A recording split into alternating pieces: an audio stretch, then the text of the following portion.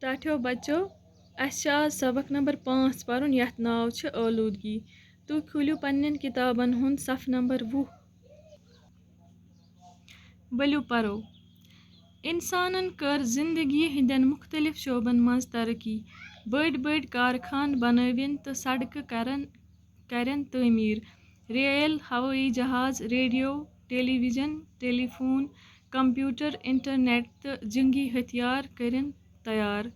آرام تہٕ آسٲیِش خٲطرٕ بنٲوِن رنگہٕ رنگہٕ سامان.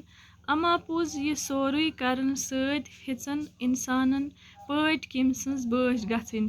سُہ ہیوٚتُن ٲلوٗدگی ہٕنٛدِس پانہٕ ؤنمٕتِس زالس منٛز پھسُن.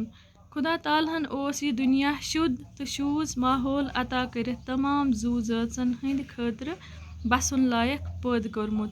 اِنسانن کوٚر پرٛٮ۪تھ کانٛہہ شُد چیٖز پننہِ خود غرضی تہٕ نادٲنی سۭتۍ اولوٗد. گاڑٮ۪ن، ریلن تہٕ کارخانن منٛز پٲدٕ گژھن وول دُہ چھُ سورُے اوٚنٛد پوٚک اولوٗد کران. اِنسان چھُ ژھۄٹھ، گنٛد تہٕ غلازت دٔریاون تہٕ کۄلن منٛز دٲرِتھ دِوان.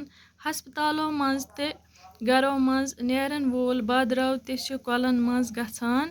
یِتھ پٲٹھۍ چھُ آب ناصاف گژھان تہٕ کۄلن ہُنٛد آب چھُنہٕ وُنہِ چٮ۪نس لایق روٗدمُتُے.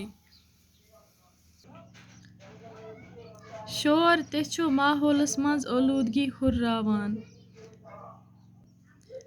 گاڑٮ۪ن ہُنٛد پۭں پۭں، ہیلی کاپٹرن ہٕنٛز گگرایہِ ہِش آواز، ریڈیو تہٕ ٹیلی وِجنُک شور تہِ ٹیپ رِکاڈرن ہُنٛد گرٛٮ۪ز چھُ کَنن زر پاوان.